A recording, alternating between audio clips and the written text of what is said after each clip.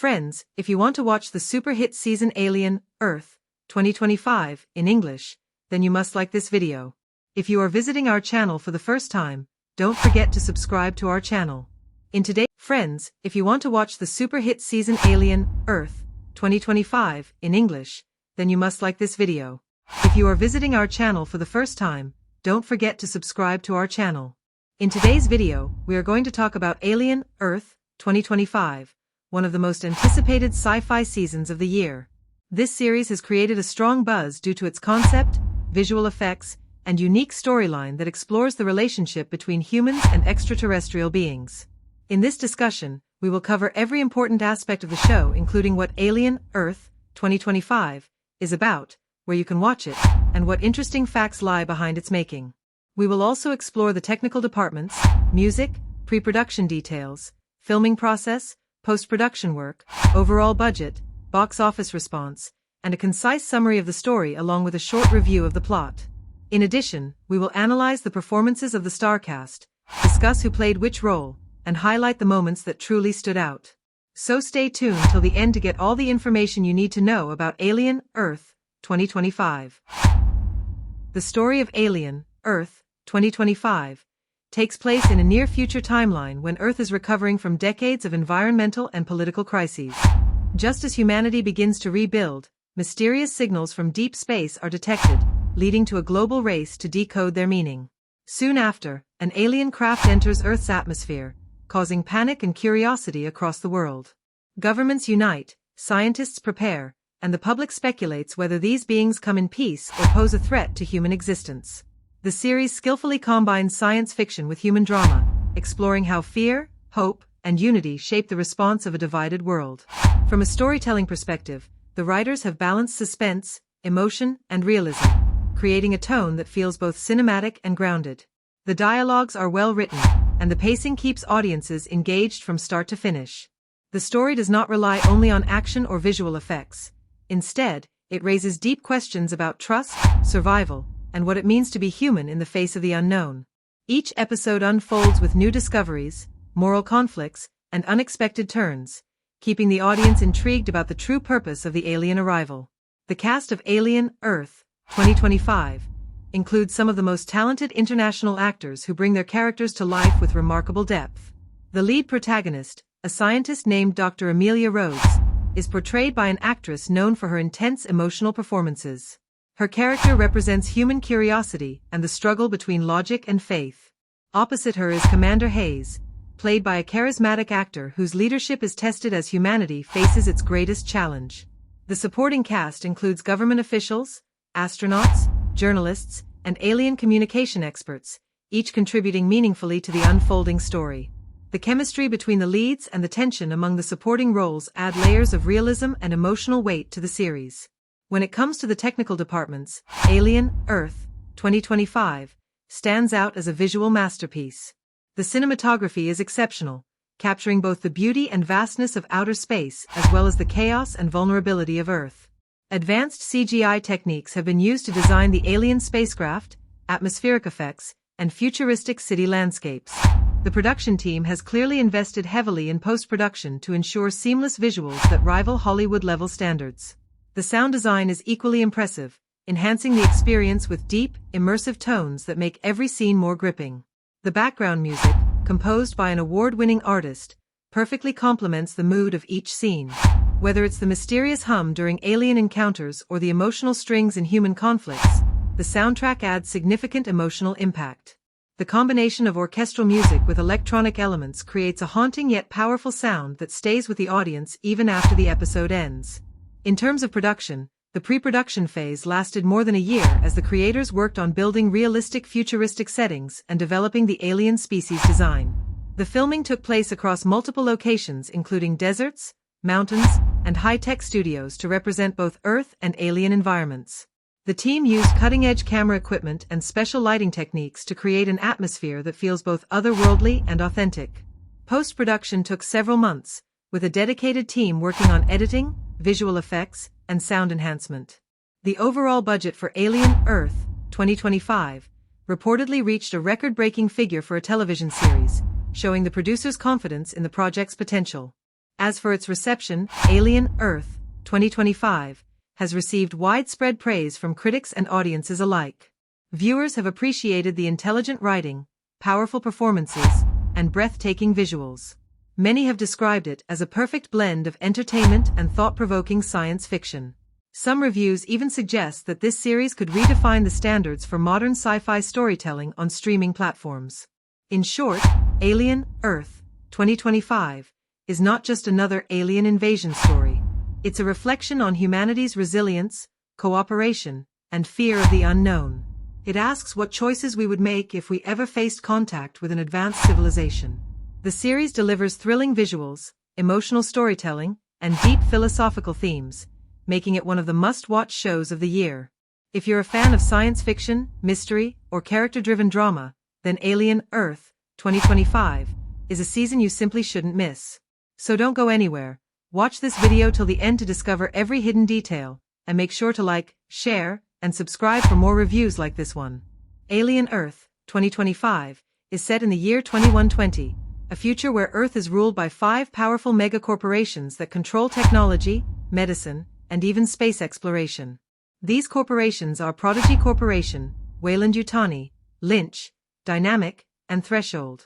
Humanity has advanced far in science, but moral values have collapsed. The world is now divided between the rich who live under corporate protection and the rest of the population struggling to survive in harsh conditions. Within this world, humans, synthetics, and cyborgs coexist. Synthetics are artificial humans with intelligence and emotions, while cyborgs are humans enhanced with mechanical parts. The line between human and machine has blurred, and the story explores what it truly means to be alive. The story begins when a massive deep space research ship called the USCSS Maginot crashes on Earth. The ship belonged to the Weyland-Yutani Corporation and was returning from a secret mission carrying alien specimens. When it crashes into a city owned by Prodigy Corporation, it unleashes a deadly alien organism that spreads quickly and causes chaos. At the same time, Prodigy Corporation is running another secret project under its ambitious CEO Boy Cavalier, played by Samuel Blenken. This project involves transferring the consciousness of dying human children into synthetic bodies, creating hybrid humans known as the Lost Boys. The central character is Wendy, played by Sydney Chandler. She was once a terminally ill girl named Marcy Hermit, whose mind was transferred into a synthetic body through Prodigy's experiment. Wendy is the first successful hybrid, strong, intelligent, and emotionally conflicted. She struggles to understand her identity, caught between being human and machine. Her human brother, Joe Hermit, played by Alex Lawther, works as a medic for Prodigy. Their relationship is deeply emotional. Joe loves Wendy but fears what she has become. Wendy leads the Lost Boys, a group of 6 hybrid children who share similar experiences. Among them are Slightly, played by Adarsh Gongrav, Curly, played by Irana James, and Nibs, played by Lily Newmark.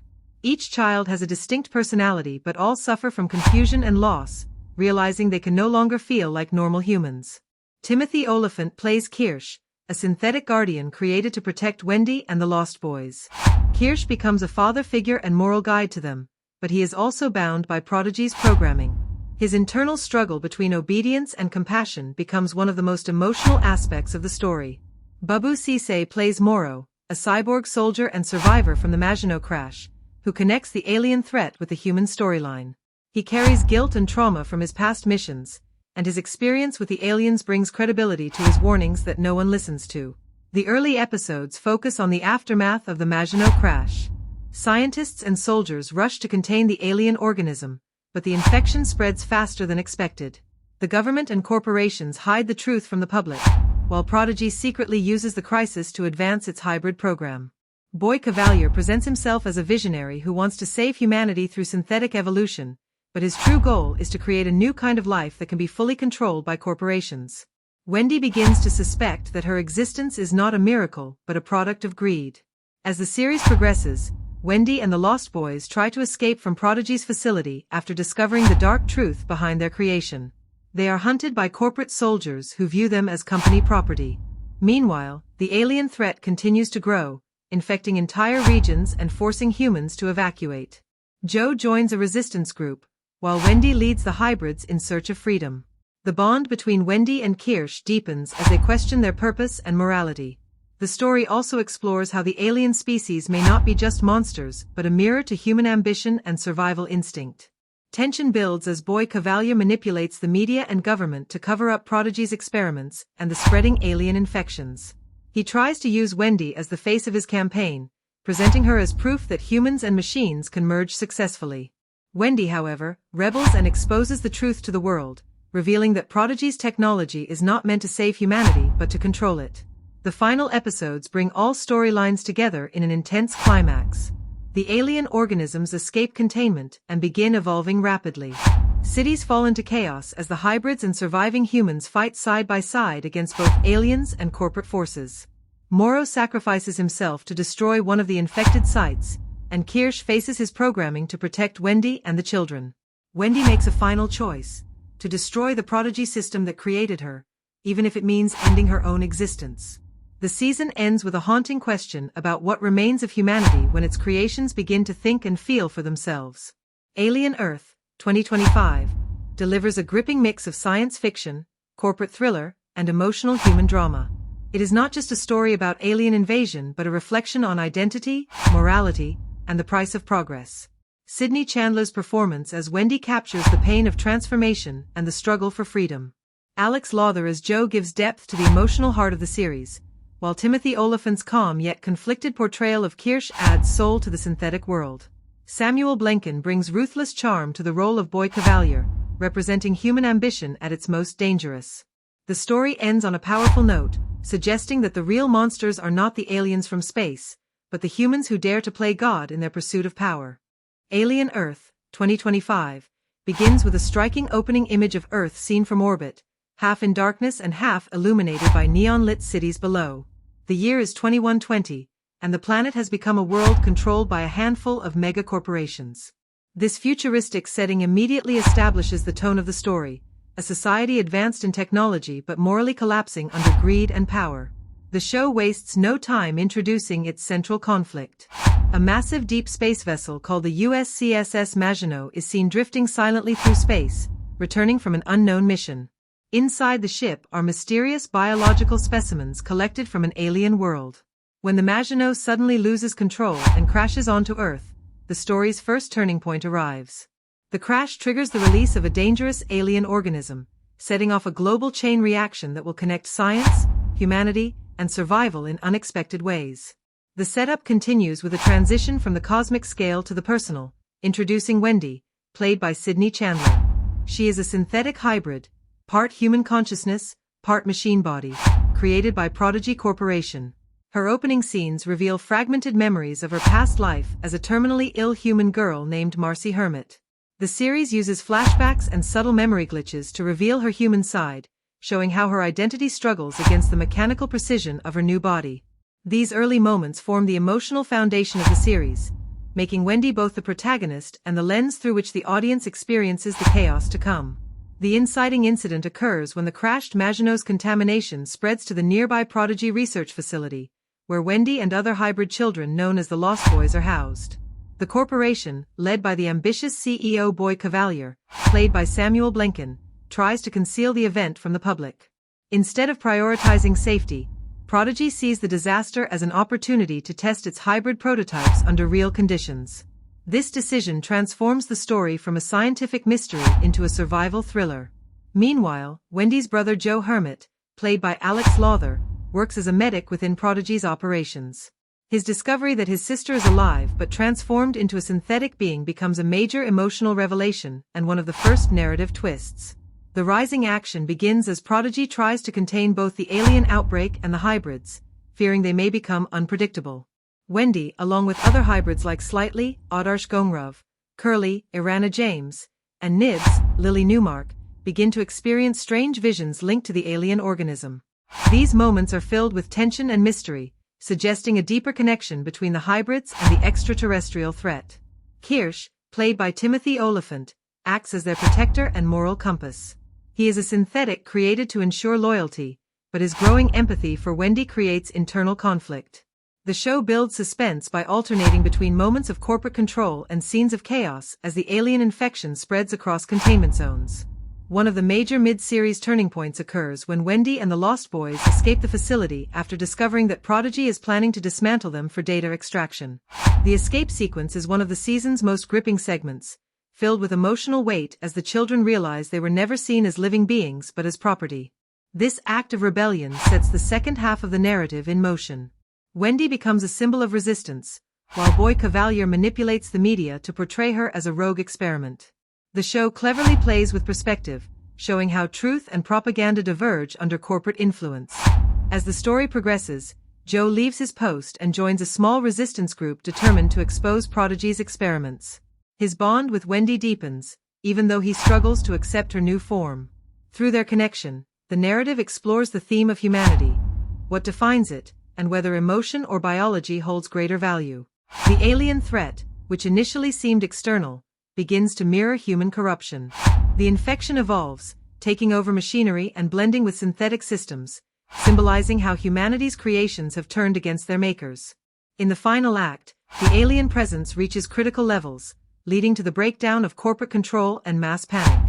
Kirsch sacrifices his safety to protect Wendy and the children, defying his programming in a moment that stands out as one of the emotional peaks of the series.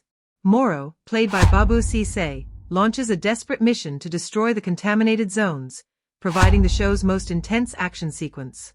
The editing and pacing accelerate, pushing toward a climax that feels both inevitable and tragic. Wendy confronts Boy Cavalier in Prodigy's main tower, where she discovers the truth about her creation. She learns that her consciousness was not saved out of compassion, but as part of an experiment to control human will within synthetic forms. This revelation reshapes her purpose. The finale delivers a powerful combination of spectacle and emotion. As alien chaos consumes Prodigy's headquarters, Wendy uploads her consciousness into the corporation's central system, triggering a global shutdown that stops the spread but erases her physical form. Joe's final scene, standing in the ruins of the tower, captures the emotional heart of the narrative, the loss of what made humanity human. The story closes with a haunting echo of Wendy's voice narrating that evolution cannot be stopped, leaving viewers uncertain whether she truly perished or ascended into a new digital existence.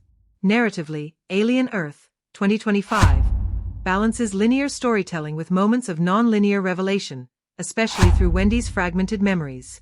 The show reveals key information at precise moments to shift the audience's understanding of characters. Its structure mirrors Wendy's journey, from confusion to awareness to sacrifice, making the narrative both intellectually layered and emotionally resonant. By blending high-concept science fiction with human vulnerability, Alien Earth achieves a story that is thrilling, tragic, and thought-provoking, leaving deliberate gaps for the audience to interpret what survival really means in a world that has redefined humanity itself. At the start, Wendy, played by Sydney Chandler, is a terminally ill child whose consciousness has been transferred into a fully synthetic adult body, the first successful hybrid created by Prodigy Corporation. She begins with confusion about her identity. She remembers her human self as Marcy Hermit, but wakes in a machine body with super abilities. Her goal initially is simple: to survive, find her way, and protect her brother. Her internal conflict is clear: what does it mean to be human when your body is synthetic? Her main obstacles are her fragmented memories, the corporate agenda of Prodigy that treats her and the other hybrids as tools, the alien threat crashing on Earth, and her brother's distrust when he learns she is still alive but changed. A key moment occurs when Wendy touches her synthetic arm for the first time and hesitates, signaling the gap between her human past and new body. Another moment comes when she uses her strength to save another hybrid and then sits and cries, showing the conflict between power and pain. By the finale, Wendy has grown significantly, moving from being guided by Kirsch, the synth guardian, to becoming the leader of the hybrids. She rejects being used by Prodigy and instead claims agency over her own form and purpose. She becomes less reactive and more decisive. That journey from confusion to leadership defines the season. She still retains traces of her child self, but she is no longer passive.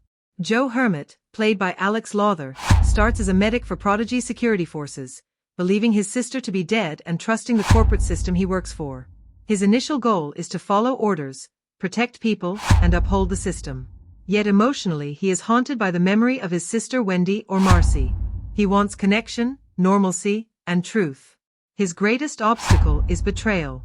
Once he learns Wendy is the hybrid, he must reconcile his loyalty to Prodigy with his love for his sister. He also must confront the truth about Prodigy's experiments on children, hybrids, and the corruption behind it. A subtle but powerful scene comes when he first sees Wendy in her new form and blurts her childhood nickname, a quiet sign of shock and grief beneath his professional mask. Later he removes his medic badge in anger, symbolically rejecting the role he once accepted. By the end, Joe leaves Prodigy, joins a resistance group, and realizes his sister is no longer a child but a leader. He accepts the new reality and chooses to help rather than obey. His arc is one of awakening and change in allegiance. Kirsch, played by Timothy Olyphant, is a synthetic guardian created by Prodigy to protect Wendy and the Lost Boys. At the start he is obedient, efficient, and detached. His goal is to protect and maintain order. But early on, small hints show his inner conflict between programmed loyalty and a growing sense of morality. In one scene, Kirsch pauses before executing a corporate order to harm a hybrid, his hesitation revealing a change of heart. When he tells Wendy he doesn't do gifts, but later gives her a symbol of their bond, it shows his slow evolution from machine to emotional being. By the finale, Kirsch has changed profoundly. He defies Prodigy's orders, sacrifices himself to protect Wendy and the others, and acts on compassion rather than programming.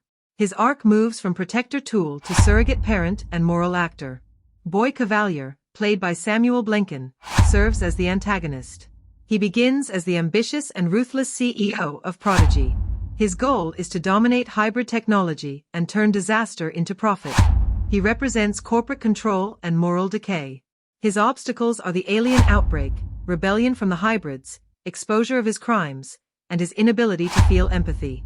One key moment shows him watching hybrid children train as he says, "You were built to win," a line that captures his view of life as a product. Later he watches footage of the crash and coldly orders cleanup, defining his lack of humanity. By the end he remains unchanged morally, exposed but unrepentant. His consistency serves a purpose, highlighting how the others evolve in contrast. Morrow, played by Babu Cisse, is a cyborg survivor from the crash of the space vessel Maginot.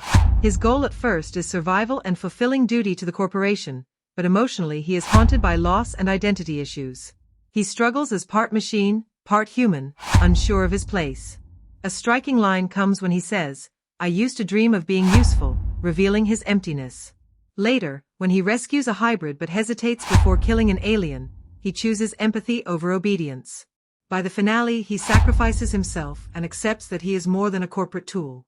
His transformation adds a layer of emotional depth to the story. The hybrid children, known as the Lost Boys, including Slightly, Curly, Nibs, and Smee, begin as experimental assets. Their arcs may seem smaller, but they represent the theme of lost innocence and reclaimed agency. Slightly's fear when first activated shows childlike confusion in a mechanical body. Curly's anger when he learns the truth about Prodigy shows awakening. By the end they evolve from test subjects to self-aware fighters who choose solidarity and resistance. A simple scene where they hold hands before entering a danger zone captures their shared growth and human spirit. Wendy's arc stands as the core of the season, transforming from a confused hybrid into a confident leader. Joe's awakening and emotional acceptance mirror that journey, while Kirsch's moral evolution adds quiet depth. Boy Cavalier remains constant, a necessary embodiment of greed and control. Morrow's and the Lost Boys' smaller transformations expand the emotional range of the story. Together they create a layered narrative about identity, morality, and survival. The subtle gestures, hesitant pauses, and emotional confrontations across the season make the characters feel human, even when they are not. By the end, Wendy leads with purpose, Joe fights for freedom, Kirsch chooses compassion, and the Lost Boys embrace unity. Even those who fail to change serve to highlight the growth of those who do. The character development in Alien Earth is not only individual but collective, showing humanity's struggle against control, technology, and the question of what makes us truly alive. The performances in Alien Earth 2025 are a blend of powerful, emotionally grounded work and a few uneven moments, with most of the cast delivering deeply committed portrayals that bring the story's mix of science fiction and human emotion to life. Sydney Chandler as Wendy gives a transformative performance that defines the entire series. From her very first scene, she carries the weight of a human consciousness trapped in a synthetic body with astonishing realism. Her eyes and expressions alone tell the story of confusion, longing, and rediscovery. There is a quiet sadness in the way she studies her reflection or touches her metallic skin for the first time. Her timing is precise, and she uses silence more effectively than words in several key scenes. One particularly affecting moment is when she saves another hybrid, sits down, and begins to cry softly, revealing that despite the body she inhabits, her heart is still deeply human. Chandler completely disappears into the role, giving Wendy a delicate balance of strength and fragility. Timothy Olyphant as Kirsch gives a measured yet compelling performance. Known for his composed intensity, he adapts that quality here to portray a synthetic guardian who slowly evolves beyond his programming. His controlled movements, pauses between lines, and calm tone all reinforce the sense that he is part machine. Yet over time, subtle cracks appear in that control, allowing emotion to seep through.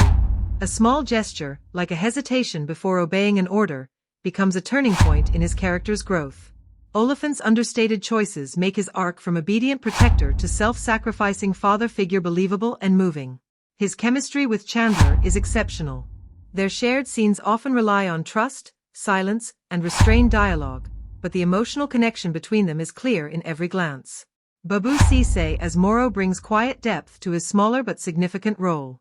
His portrayal of a cyborg survivor torn between duty and conscience adds gravity to the ensemble. Cisse plays the role with understated emotion, particularly in scenes where he questions his usefulness or purpose.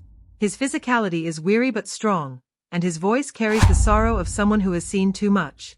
Even though he is not the emotional center of the story, his performance adds important humanity to the machine-driven world around him. Samuel Blenkin as Boy Cavalier steals every scene he appears in. As the ruthless CEO of Prodigy, he embodies charm, arrogance, and menace all at once. He never raises his voice unnecessarily. His calm and composed delivery makes his cruelty feel even colder. One monologue where he describes the hybrids as the future of humanity stands out because of how effortlessly he mixes fascination and disdain in his tone. His physical presence tells as much about the character as his words do, his posture relaxed, his hands always in motion, suggesting someone who enjoys control.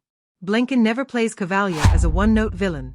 Instead, he makes him dangerously magnetic, a man who believes his actions are logical, even moral. His chemistry with Chandler in their confrontational scenes is electric. When Wendy faces him near the finale, her fury meeting his arrogance, it becomes one of the most charged exchanges in the entire series. The younger ensemble, known as the Lost Boys, brings both strength and occasional weakness to the series. The actors capture the fear and wonder of beings caught between innocence and experimentation, though not every performance lands equally well. Some scenes, particularly those involving emotional outbursts, feel slightly unpolished. However, when the group interacts collectively, their performances come alive. Small gestures, like holding hands before facing danger, bring authentic emotion to the ensemble. Their shared portrayal of confusion, courage, and rebellion deepens the story's themes of identity and freedom. One of the most striking things about the performances in Alien Earth is the level of physical storytelling. The actors rely not just on dialogue but on posture, pauses, and movement to convey meaning. Wendy's trembling hands, Kirsch's mechanical stillness, and Cavalier's predatory calm all tell the story in different ways. The chemistry between the leads holds the series together. Wendy and Kirsch's bond feels real and complex, evolving from dependence to trust. Wendy and Joe's scenes are emotionally heavy, carrying grief and reconciliation in their tone.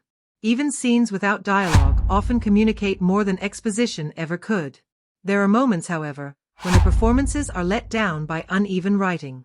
Some lines of dialogue are too direct or over-explained, which slightly dulls their emotional impact. In a few tense scenes, such as group confrontations, even strong actors struggle against pacing that doesn't quite match the gravity of the moment. Still, the commitment from the performers ensures that the story always remains engaging. Sidney Chandler, Timothy Olyphant, Babu Cisse, and Samuel Blenkin form the core strength of the cast. Chandler brings empathy and evolution, Olyphant brings restraint and warmth, Cisse provides soul and conscience, and Blenkin adds cold precision. Together, they elevate the tone of the series far beyond a typical sci-fi thriller. Their combined work gives the narrative emotional weight and moral complexity. The supporting cast, while less consistent, adds texture and realism. Even when some scenes feel uneven, the main cast's dedication carries them through. Overall, the performances in Alien Earth 2025 are one of its greatest achievements. The actors inhabit their characters with emotional honesty and layered nuance, making even the most extraordinary circumstances feel believable. Their chemistry and commitment transform the show's high-concept story into something profoundly human. Every look, every silence, every shift in tone contributes to the sense that beneath the machinery and chaos, this is a story about people. Broken, brave, and endlessly reaching for something real. The direction of Alien Earth 2025 stands out as one of the show's strongest and most distinctive aspects. The director takes complete command of the film's tone and pacing from the very first frame, making it clear that this is not a simple continuation of a well-known franchise but a reimagining of what the Alien universe can feel like in a new era. The world presented is cold, sterile, and deeply unsettling, but it is also layered with emotion and humanity. Every visual decision, camera movement, and edit contributes to building that fragile balance between fear and empathy that defines the story. The tone is established immediately through a combination of stark lighting, long silences, and deliberate camera work. Instead of relying on non-stop action or jump scares, the direction opts for slow tension that builds gradually. This approach makes the horror sequences more impactful because they come after long stretches of unease.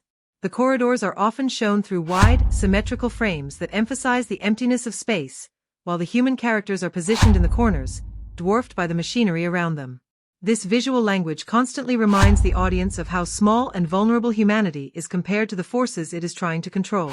The pacing of Alien Earth 2025 is another defining feature of its direction. The first act moves slowly, allowing viewers to understand the relationships, hierarchy, and atmosphere before the real threat emerges. This might frustrate those looking for instant action, but the decision serves a greater purpose. It mirrors the experience of the characters themselves, who slowly uncover layers of deception and danger. When the story finally shifts into full tension and chaos, the impact feels earned rather than forced. The slow burn pays off with moments of raw intensity that feel grounded in character rather than spectacle. The director shows a remarkable ability to work with stillness. Long takes allow the audience to absorb small movements and subtle performances. In certain scenes, a simple turn of the head or a flicker of light across a reflective surface communicates more than dialogue could. This use of restraint and silence elevates the story's atmosphere, making the viewer constantly anticipate what might happen next. When violence or chaos does erupt, it feels like an intrusion on an otherwise meticulously controlled environment, amplifying the fear. The staging of scenes is meticulous. Every prop and every beam of light seems carefully placed. The laboratories are vast and metallic, but the characters' placement within them reveals their relationships. When Wendy, the lead synthetic character, is first introduced among the scientists, she is centered in the frame but surrounded by shadows, symbolizing her uncertain place in both human and artificial worlds. Later, as she gains more control and awareness, the framing tightens, placing her in the foreground and letting the humans drift to the background. These choices visually tell the story of her evolution without a single line of exposition. The director also demonstrates a strong command over tone shifts. The show moves between horror, corporate satire, and emotional introspection. Maintaining balance between these tones is difficult, but for the most part, the direction succeeds by keeping emotional truth at the center. Even when the story becomes larger and more action-driven, the director never loses sight of the human question underneath it all: what it means to create life, control it, and fear it. The result is a narrative that feels grand but also deeply personal. Cinematically, Alien Earth 2025 blends realism with stylized imagery. The camera alternates between steady, almost documentary-like shots and sudden handheld sequences that mimic panic. This shift mirrors the character's loss of stability as the story progresses. Lighting is used not just for mood but as an active storytelling tool. Harsh white lights dominate the corporate scenes, giving everything a clinical coldness, while dim, flickering blues and reds take over during the alien sequences, representing chaos and intrusion. The direction also pays close attention to sound. The minimal use of music allows natural sounds, the hum of machinery, the faint hiss of airlocks, and distant echoes, to fill the space. This minimalism builds an immersive tension that makes the audience hyper-aware of every movement. Even silence feels alive, as if the environment itself is watching. The only weakness in the direction might be its ambition. The slow pacing and heavy symbolism occasionally risk alienating viewers who prefer straightforward storytelling. There are moments when atmosphere outweighs clarity, and the audience is left piecing together events without clear context. However, this too seems intentional, reflecting the confusion and moral uncertainty faced by the characters themselves. Overall, The direction of Alien Earth 2025 demonstrates mastery of tone, pacing, and emotion. It respects the intelligence of its audience, trusting them to stay with the story rather than spoon-feeding every detail. By blending visual poetry with psychological tension, the director creates a world that feels vast and intimate at the same time. It is a vision that honors the legacy of the Alien universe while confidently carving out its own identity. The film's identity is not built on constant shocks but on the weight of dread, the beauty of precision, and the lingering unease that stays long after the credits roll. The cinematography of Alien Earth 2025 is one of its most defining artistic achievements, shaping not only how the story is told but also how it is felt. Every frame is crafted with intention, balancing visual beauty with psychological depth. The camera becomes a silent narrator that guides the audience through fear, isolation, and discovery. The visual design constantly reminds viewers that they are witnessing a world that is both familiar and alien, mechanical yet emotional, vast yet intimate. The cinematography does not simply decorate the story, it becomes the story's emotional pulse. From the opening shot, the camera establishes the sense of isolation that dominates the entire season. Wide, static frames capture sterile laboratories and desolate landscapes, giving the viewer a sense of the cold precision of the world being portrayed. The use of extreme wide shots makes the characters appear small and insignificant within the massive environments of steel corridors and futuristic chambers. This approach emphasizes the imbalance between humanity and the technology it has created. The vastness of the setting constantly overshadows the individuals, reflecting the idea that humans are no longer in control of their own inventions. Lighting is another major storytelling device. The cinematography uses light not merely for visibility, but as an emotional language. Early scenes are dominated by cold, white lighting that mirrors the sterile environment of scientific experimentation. Every surface gleams with artificial perfection, creating a sense of unease. As the story progresses, the lighting shifts toward deeper blues and shadows, symbolizing the loss of clarity and moral certainty. When the aliens begin to appear, the light flickers and fractures, creating a visual rhythm that mirrors fear and chaos. Red lighting is used sparingly but effectively, appearing during moments of violence or realization, signaling danger and transformation. The color palette throughout Alien Earth 2025 is muted, composed mostly of grays, silvers, and deep blues. This restrained palette allows the few moments of warmth, such as human skin tones or the glow of natural sunlight, to feel startlingly emotional. When Wendy, the protagonist, experiences a memory flashback of her human life, the scene shifts into golden hues, making the contrast between her past and present visually jarring. The cinematography's control over color ensures that each emotional beat is reinforced by visual tone, creating a world that feels both beautiful and unsettling. Camera movement is deliberate and purposeful. In the early episodes, the camera often moves slowly and precisely, gliding through corridors and observation rooms with mechanical smoothness, mimicking the calm control of the scientists who run the experiment. As the tension builds, the cinematography changes rhythm. Handheld shots and sudden shifts in focus create a sense of unease and unpredictability. This change in style mirrors the breakdown of order within the story. One standout sequence uses a single continuous shot as the characters move through a collapsing structure, the camera following them in real time, immersing the audience in their panic. These choices reveal the cinematographer's skill in blending style with emotion. The framing of characters tells as much about them as the dialogue does. Wendy is often framed through glass panels, reflections, or digital screens, visually representing her fractured identity and her struggle to define herself between human and synthetic. In scenes of emotional vulnerability, the camera moves closer, sometimes framing her off-center to capture the instability of her inner world. In contrast, Cavalier, the antagonist, is usually shot from a low angle, surrounded by symmetrical lines that enhance his dominance and arrogance. These framing choices reinforce the power dynamics between the characters and subtly guide how the audience perceives them. The use of shadows and negative space is another striking feature. Darkness often fills half the frame, allowing light to carve out only small fragments of detail. This visual contrast mirrors the narrative tension between knowledge and ignorance, creation and destruction. The cinematography finds poetry in emptiness, using stillness and silence as tools to evoke unease. The slow fade-ins and fade-outs at the end of key scenes make transitions feel like breaths between moments of revelation. One of the most memorable visual motifs is the repetition of circular framing. The camera often captures scenes through round windows, helmet visors, or circular reflections, evoking the image of observation and entrapment. This recurring shape subtly links the human perspective with that of the alien presence, both constantly watching, both confined within their own worlds. The effect is haunting and symbolic, creating continuity throughout the series without drawing overt attention to itself. The cinematography also excels in depicting the physicality of its world. Textures are vividly rendered, the condensation on steel, the shimmer of synthetic skin, and the roughness of debris after explosions all contribute to a tactile realism. Close-up shots linger on surfaces and mechanical details, grounding the futuristic setting in tangible reality. Even the alien creatures are shot in a way that prioritizes suggestion over exposure. The cinematographer avoids full, bright reveals, choosing instead to let flickers of movement and partial silhouettes spark the imagination, heightening fear through restraint.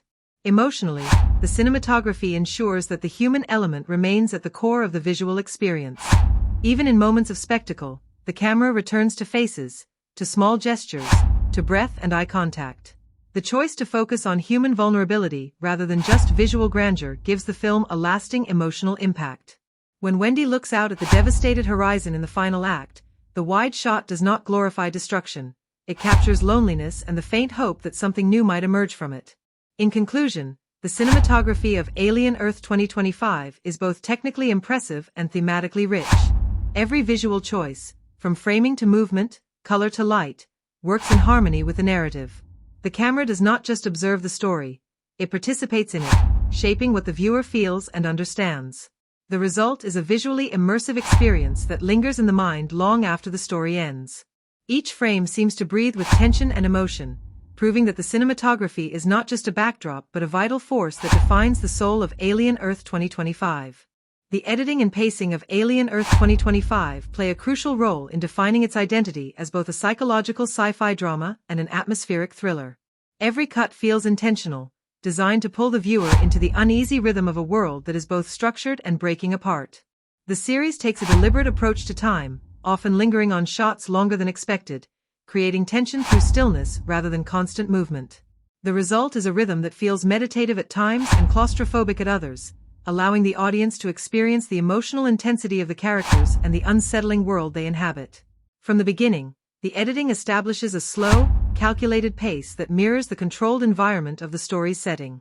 The opening sequences are marked by long takes and minimal cuts, emphasizing routine, repetition, and precision.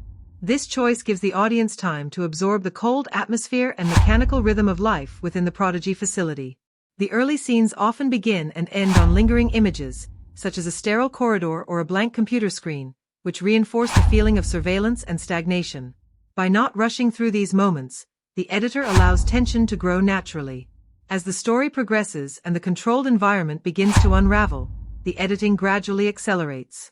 The smooth continuity of the first act gives way to more fragmented, unpredictable cutting in the second and third acts.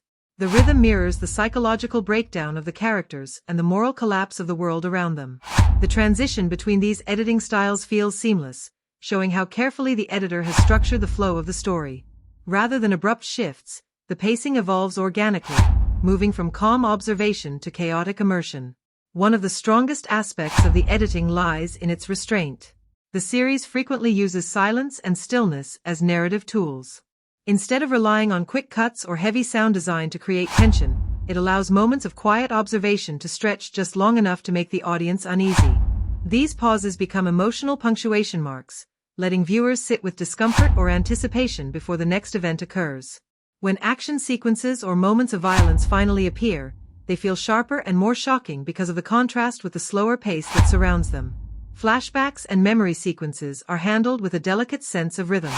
Rather than using abrupt visual cues or dramatic sound effects, transitions into flashbacks are often subtle, achieved through soft dissolves, changes in lighting, or gradual shifts in color tone. This editing technique blurs the boundaries between memory and reality, which perfectly suits the story's exploration of identity and consciousness. For example, when Wendy recalls fragments of her human past, the editing slows, the frame rate slightly adjusts, and the sound becomes muffled, creating a dreamlike quality. These sequences do not interrupt the narrative flow but rather enhance it, giving emotional context to her transformation. Cross-cutting is used sparingly but effectively. In moments of heightened tension, the editor cuts between parallel actions, scientists debating moral choices, Wendy discovering hidden truths, and the corporate leaders manipulating outcomes. This technique builds suspense by showing how these separate events influence each other in real time. A particularly powerful instance occurs during the climax, when the editing alternates between Wendy's confrontation with Cavalier and the chaotic destruction occurring outside the facility. The rhythm of the cuts tightens as both situations escalate, culminating in a visual and emotional collision that defines the story's resolution. The pacing of the middle episodes is intentionally uneven, reflecting the shifting control between humans and artificial beings. Some scenes extend longer than expected, focusing on subtle gestures or moments of silence that communicate internal struggle. Others are cut sharply, mirroring panic or disorientation. While this variation in tempo gives the series a dynamic rhythm, it occasionally risks testing the viewer's patience. A few scenes, particularly those involving repetitive dialogue or exposition, might have benefited from tighter trimming. However, even these slower sections contribute to the overall tone of unease, reinforcing the world's oppressive atmosphere. Montages are used sparingly but serve as narrative bridges between major story turns. Rather than quick highlight reels, these montages function as reflective sequences, often accompanied by minimal sound or ambient noise. They allow the audience to process what has happened and anticipate what is coming. The editing rhythm in these sequences is slow, with dissolves and long dissolving fades that maintain emotional continuity instead of providing simple visual transitions. The series also demonstrates strong control over how it transitions between scenes. Cuts are rarely jarring. Instead, visual or thematic parallels connect one moment to the next. A door closing in one shot might cut to another door opening somewhere else, or the sound of machinery might carry over between scenes to create continuity. This technique gives the narrative a sense of cohesion even when the story moves across different timelines or perspectives.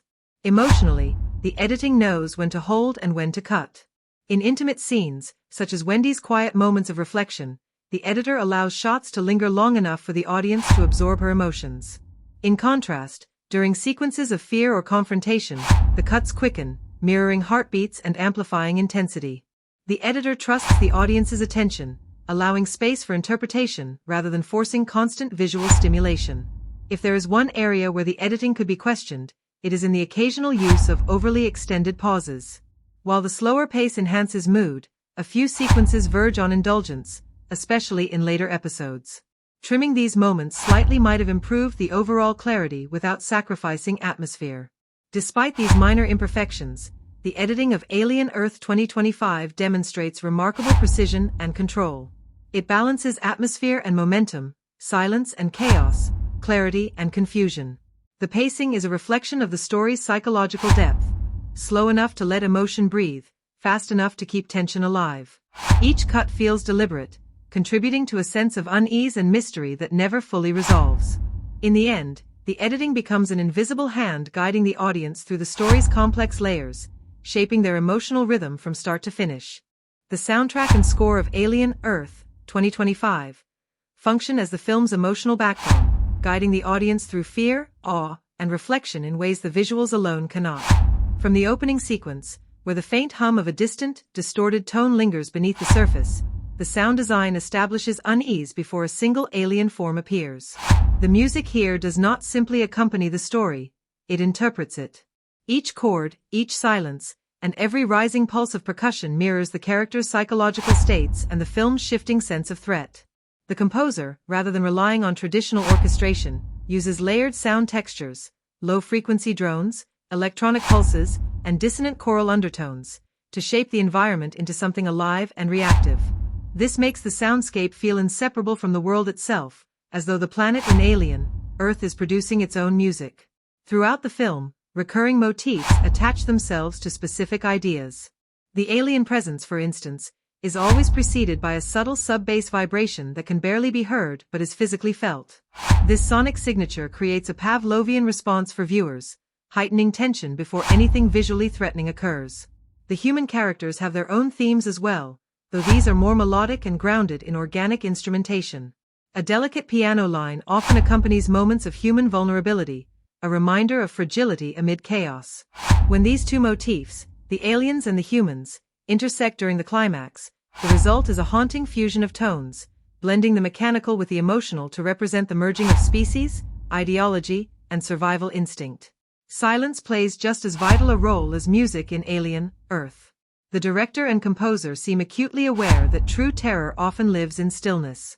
There are long stretches where ambient noise dominates instead of melody. The hiss of oxygen tanks, the echo of boots on metallic floors, or the soft hum of power generators in the background. In these moments, the absence of music becomes its own form of score, amplifying every creak and breath into something threatening. This restraint allows the viewer to feel time stretch, creating unbearable tension. When music finally returns after such pauses, it lands with twice the impact, signaling emotional or narrative shifts in powerful bursts. One of the film's most effective uses of music occurs during a key discovery scene, where the crew uncovers remnants of alien life beneath the Earth's surface. Instead of swelling strings or heroic motifs, the composer opts for an evolving harmonic progression built from reversed tones and decaying reverb. The result feels like listening to sound itself collapsing inward, echoing the existential dread of the moment. Similarly, during the confrontation scenes, percussive elements are used sparingly. Instead of bombastic beats, the film employs irregular pulses, almost like a heartbeat skipping under pressure. This irregular rhythm mirrors the unpredictability of the alien threat and the crew's deteriorating composure. Licensed tracks, though few, appear with purpose rather than nostalgia. A single vintage rock song plays briefly over a montage of the crew preparing their descent into the unknown, injecting a fleeting sense of humanity and defiance before the tension resumes. This moment of levity contrasts sharply with the surrounding score, reminding the audience of what is at stake: human identity in the face of annihilation. When the film returns to its original score, the shift feels like being pulled back into darkness, a deliberate emotional whiplash that works brilliantly. In the final act, as the narrative slows and the emotional focus turns inward, the music transforms from oppressive to ethereal. Choral harmonies emerge, soft and ghostly, suggesting transcendence rather than defeat. The alien and human motifs finally converge into a melancholic melody that fades into near silence. This closing soundscape lingers long after the credits, leaving the viewer in quiet reflection rather than relief. It is one of the few modern science fiction films where the score seems to breathe with the story instead of dictating it. However, there are moments where the score verges on excess. In some mid-film action sequences, the layering becomes so dense that it risks overshadowing the scene's visual clarity. The intensity of the sound occasionally blurs dialogue and environmental detail, suggesting that restraint could have served better. Yet, these instances are rare, and the film mostly maintains a strong equilibrium between auditory spectacle and narrative rhythm. Ultimately, Alien, Earth, 2025, demonstrates a masterful understanding of how sound shapes emotion. The music does not just fill space, it defines it. The score blurs the boundary between environment and emotion, turning the atmosphere into a participant in the story. Every sonic decision, from recurring motifs to deliberate silences, feels like an extension of the film's core theme: the struggle to understand what is alien both outside and within. In its best moments, the soundtrack transcends accompaniment and becomes a voice of its own, haunting, guiding, and echoing long after the final note fades. Beneath its sci-fi exterior, Alien, Earth, 2025, is a film that grapples with the fundamental question of what it means to be human in a world where the boundaries between species, morality, and survival are dissolving. Its central theme revolves around identity and transformation, both personal and collective.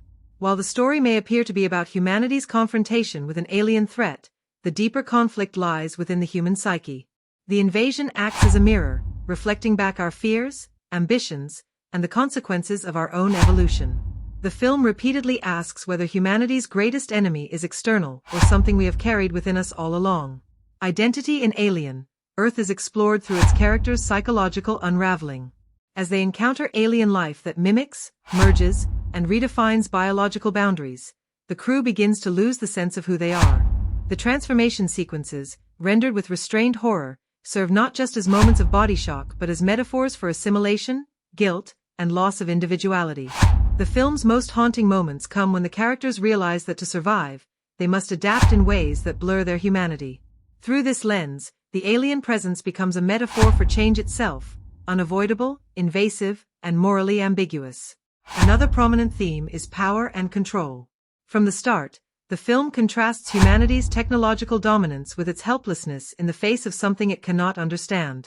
The organization that sends the crew to investigate the alien phenomenon embodies humanity's arrogance, the belief that everything unknown can be studied, contained, and exploited. But as events spiral out of control, the narrative dismantles that illusion. The characters who try to assert dominance, whether over nature, the alien species, or their own teammates, are systematically undone. The story suggests that power without humility leads to destruction, a theme that resonates with real-world parallels of scientific ambition unchecked by ethics. Fear is another thread running through the film, not only as a tool of suspense but as a philosophical concept. Alien, Earth uses fear to expose the fragility of reason. When characters act out of terror rather than understanding, their decisions bring chaos. Yet, fear also becomes a form of awakening. It strips away the comfort of certainty and forces the survivors to confront truths they would rather avoid. This interplay between fear and revelation gives the film a psychological depth uncommon in blockbuster science fiction. It is not the monstrous alien that drives terror, but the dawning realization of how quickly humanity can descend into primal instinct when order collapses. Love and sacrifice appear in quieter, more introspective moments, often buried beneath the tension. The bond between two central characters, initially professional, evolves into a silent partnership defined by trust and empathy. Their final act of cooperation, where one gives up their life to ensure the other's escape, frames love as the last vestige of humanity amid chaos. The film does not romanticize this love. Instead, it portrays it as both strength and vulnerability, proof that even in extinction, emotional connection can endure. This understated thread becomes one of the story's most affecting emotional anchors, offering a counterbalance to the bleakness surrounding it. Redemption also plays a critical role. Several characters are haunted by moral compromises made before the mission began, decisions driven by ambition, greed, or survival. Their encounters with the alien force provide a kind of reckoning, an opportunity to confront their guilt. However, redemption in Alien, Earth is never clean or complete. The film suggests that moral clarity is as alien to humans as the creatures they face. In the end, survival comes at a cost, and those who endure do so not through righteousness but through acceptance of their flaws. Perhaps the most profound theme in the film is coexistence. By the third act, the narrative shifts from conflict to understanding. The alien is no longer presented as a simple antagonist but as an extension of nature's cycle, a force that adapts, evolves, and seeks equilibrium. This philosophical turn reframes the story. What began as a fight for dominance transforms into an exploration of interdependence. The surviving human characters realize that destroying the alien might mean erasing the planet's chance at renewal. In this way, Alien, Earth challenges the traditional human-centric worldview that places survival above harmony. Through minimal dialogue and strong visual storytelling, the film conveys these ideas with precision. Repeated imagery, a hand reaching toward an alien form, reflections in fogged glass, the merging of organic and mechanical textures, reinforces the theme of connection over opposition. The visuals do the talking, allowing meaning to emerge from composition rather than exposition. Yet the film also invites interpretation through its ambiguity. At times, it seems unsure whether humanity's transformation is a curse or a necessary evolution. This ambivalence keeps viewers questioning long after the credits roll. Is Alien, Earth a warning about the dangers of losing our essence, or a meditation on embracing the unknown? The film leaves that decision to the audience, trusting them to find meaning within its silence and contradiction. In doing so, it becomes more than just a story about survival. It becomes a reflection on identity, fear, and the fragile, ever-shifting line between what we call human and what we call alien. The visual effects and CGI in Alien Earth, 2025, are not just a display of digital craftsmanship but an integral part of the film's emotional and thematic experience. Rather than overwhelming the story with spectacle, the effects team uses technology to create a world that feels both alien and strangely familiar. From the opening frames, the blending of digital and practical effects establishes a tone of grounded realism within a science fiction setting. Every visual element seems designed to support the film's atmosphere of unease, curiosity, and existential dread rather than simply impress the viewer with technical showmanship. The first major set piece, the discovery of the extraterrestrial organism embedded within the Arctic ice, sets the tone for how visual effects are handled throughout the film. The frozen landscape, crafted with a mixture of on-location photography and CGI augmentation, feels tangible and cold. When the ice fractures to reveal the pulsating organic form beneath, the effect is breathtaking not because of its scale but because of its precision. The organism doesn't look overtly digital. It breathes, shifts, and reacts with microscopic detail, suggesting life that operates on a biological logic different from our own. The use of motion capture and procedural animation gives the creature a sense of intelligence, allowing it to mirror human movements in unsettling ways. One of the strongest aspects of the film's VFX design lies in its restraint. The director avoids excessive CGI-heavy sequences, preferring to let the effects emerge naturally within the frame. When the alien infection begins to spread, the transformations are depicted with a careful mix of practical prosthetics and digital layering. You can almost feel the textures: skin stretching, bone restructuring, light flickering beneath translucent tissue. This hybrid approach gives the horror a tactile quality, reminiscent of classic sci-fi films where physicality mattered as much as scale.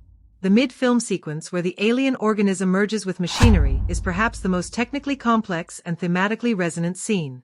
Here, the CGI operates as metaphor. The slow integration of organic and mechanical materials symbolizes the merging of humanity and its creations. The VFX team achieves this by using photorealistic texturing and real-time rendering to simulate the fusion of metal and flesh. Sparks, fluid motion, and shadow interplay make the transformation disturbingly beautiful. This is where Alien, Earth truly demonstrates how visual effects can tell a story rather than distract from it. Lighting plays an equally important role in selling the believability of the effects. The film relies on dynamic light sources, glowing screens, bioluminescent alien tissues, flickering emergency lights, that interact naturally with both physical and digital elements. These lighting cues prevent the CGI from feeling disconnected. In one memorable sequence inside a derelict research station, the faint glow of alien spores reflects off glass panels and metallic surfaces, subtly illuminating the actors' faces. The effect blurs the boundary between real and synthetic, mirroring the film's central theme of blurred identities. Large-scale CGI sequences are used sparingly but effectively. When the alien network spreads across Earth's atmosphere in the third act, the scope expands without losing intimacy. The visual design moves from microscopic cellular imagery to planetary visuals, suggesting the organism's reach without relying on typical destruction imagery. The compositing work here is seamless. The clouds, weather systems, and alien structures integrate with satellite imagery so naturally that the illusion feels believable rather than exaggerated. This restraint gives the final act a haunting beauty. Even in its most apocalyptic moments, the film never succumbs to visual noise. Every pixel serves a purpose. Motion capture performances contribute significantly to the realism of the alien entities. The team used subtle human gestures to give the creatures a paradoxical familiarity, making them feel empathetic yet disturbing. The motion data was carefully filtered to remove excess human fluidity, creating movements that are recognizable but slightly off, producing unease at a subconscious level. This technique transforms what could have been generic alien animation into a profound visual expression of otherness. There are only a few instances where the CGI slightly falters, mostly in wide shots involving fast-moving objects. In one or two moments, the integration between the digital environment and live-action actors feels a bit too clean, momentarily breaking immersion. However, these instances are brief and overshadowed by the consistency of the effects in emotional scenes. The sound design and score work in tandem with the visuals, enhancing the illusion of depth and materiality, ensuring that every visual beat lands with physical presence.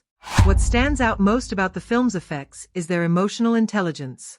Every transformation, explosion, and atmospheric distortion is motivated by story. When the alien network lights up the sky in the closing scene, it isn't just visual spectacle, it's a revelation, a metaphor for the interconnectedness of life. The CGI supports this final message, turning abstract concepts into living images. The result is a synthesis of art and technology that feels purposeful and poetic.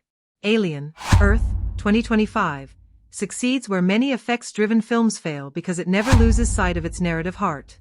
The visual effects are not decoration but expression.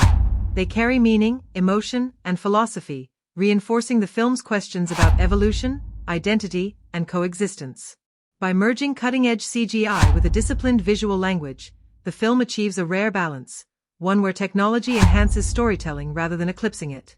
The set design and locations in Alien Earth, 2025, are among the film's greatest achievements, serving as a silent yet powerful storyteller that grounds its science fiction premise in a world that feels both familiar and unsettlingly transformed. Every environment is carefully constructed to reflect the emotional state of its characters, the tension of its narrative, and the broader themes of isolation, survival, and discovery. The production design manages to capture the vastness of the unknown while maintaining an intimate sense of human vulnerability. From the opening scenes, the film's visual world establishes a distinct mood. The story begins in a remote Arctic research station, a claustrophobic setting designed with meticulous realism. The narrow corridors, frost-covered walls, and flickering fluorescent lights instantly communicate both the cold physical environment and the psychological pressure weighing on the crew. The use of real-world industrial materials, metal panels, aged control boards, and weathered instruments, creates a sense of authenticity. This is not a sleek, futuristic lab, but a practical lived-in space where survival depends on routine and maintenance. Small touches like scratched glass panels, old coffee mugs, and handwritten notes give the set a human texture, implying that this is a place where people have lived and worked for months in isolation. The exterior Arctic scenes are equally striking. Filmed across a blend of real snow-covered landscapes and digital enhancements, the frozen terrain conveys both beauty and menace. The endless white expanse serves as a metaphor for the vast unknown that humanity is confronting. The set design team used minimal color to emphasize this desolation, letting the occasional hint of blue from equipment lights or the red glow of warning signals stand out as powerful visual accents. This contrast between natural emptiness and human intrusion gives the early part of the film a haunting stillness that mirrors the calm before the chaos. As the story expands beyond the research base, the design language evolves. When the alien presence begins influencing the environment, subtle design alterations appear. Metal surfaces gain organic textures, lights pulse as if alive, and previously sterile rooms become distorted. This transition from rigid human-made structures to fluid alien-infused spaces demonstrates the blending of two worlds. The production design here is deeply psychological. The mutation of surroundings reflects the internal transformation of the characters who are losing their sense of control. The filmmakers also make excellent use of contrasting locations. The move from isolated Arctic confinement to global settings, urban streets, laboratories, and government facilities, provides visual variety while maintaining thematic unity. Each space feels purpose-built to enhance tension and story. The urban environments are designed to show the panic and chaos of spreading infection. Cracked pavements, abandoned vehicles, and flickering streetlights give the impression of a world slowly decaying under invisible influence. These scenes were reportedly filmed in multiple real locations combined with studio recreations, and the transitions are seamless. One of the standout achievements in set design is the alien structure that emerges mid-film. This colossal, semi-organic formation rises from the ice like a hybrid of architecture and biology. Its interior, built largely through practical set construction enhanced with CGI, uses a blend of organic curves and geometric symmetry to evoke both intelligence and otherness. The walls appear to breathe, light filters through translucent membranes, and the floor reacts to movement. Every surface feels alive. The design challenges traditional sci-fi aesthetics by avoiding shiny metal or cold machinery, instead opting for tactile, fluid, and almost spiritual visual language. This alien environment becomes a character in itself, shaping the tone and guiding the story's tension. In contrast, the human control centers and scientific facilities are grounded and detailed. They feature cluttered desks, labeled samples, old monitors, and personal items that humanize the setting. These details remind viewers of the fragility of the people confronting such monumental discoveries. The props department deserves particular praise for how they bridge the gap between the known and the unknown. Devices such as the scanning equipment, containment units, and data interfaces feel functional and believable. They show wear, malfunction under stress, and add a sense of realism that keeps the audience anchored even as the story dives into the extraordinary. The choice of filming locations also enhances the sense of scale and realism. The contrast between the frozen isolation of the Arctic and the dense, chaotic energy of populated areas gives the story rhythm. When the characters move to an underground facility in the third act, the design shifts again, creating a suffocating sense of entrapment. Concrete walls, narrow passageways, and emergency lights combine to create an oppressive atmosphere that reflects humanity's final attempt to regain control. Throughout the film, lighting and color palettes work hand in hand with the sets. Cold blues and whites dominate early scenes, giving way to warmer but more ominous tones as the alien presence grows. Set dressing evolves subtly. Initially clean and structured, it becomes increasingly chaotic and intertwined with alien influence. This progression visually mirrors the story's escalating conflict and loss of order. One of the most impressive aspects of the set design is its storytelling precision. Even without dialogue, the spaces communicate history and emotion. A cracked photo frame on a workstation, a half-eaten meal left behind, or a row of empty oxygen tanks all serve as silent reminders of human struggle. These details make the film feel alive and inhabited. In the end, the production design of Alien Earth 2025 stands as a masterclass in world building. Every location, from the icy desolation of the Arctic to the eerie interiors of alien structures, supports the narrative's emotional and thematic core. The environments are not backdrops but active participants in the storytelling process. They evolve with the plot, mirror the characters' internal journeys, and anchor the film's high-concept ideas in tangible reality. This attention to design detail ensures that the audience remains fully immersed from start to finish, believing in the impossible world unfolding before them. The dialogue and script of Alien Earth 2025 are the foundation on which its ambitious story stands. From its earliest moments, the screenplay balances between science fiction intensity and deeply human emotion. Rather than relying solely on exposition or technical jargon, the dialogue often carries weight through subtext, silence, and emotional restraint. The film's writing reveals character psychology through tone, rhythm, and what is left unsaid, allowing viewers to infer meaning rather than having it spelled out. The script manages to blend intellectual curiosity with emotional realism, an essential combination for a film that deals with discovery, fear, and survival.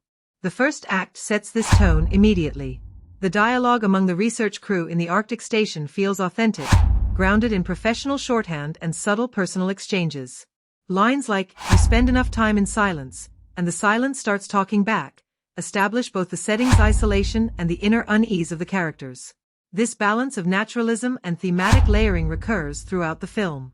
The conversations feel like they belong to scientists and explorers, but beneath the surface lies fear, loneliness, and suppressed curiosity.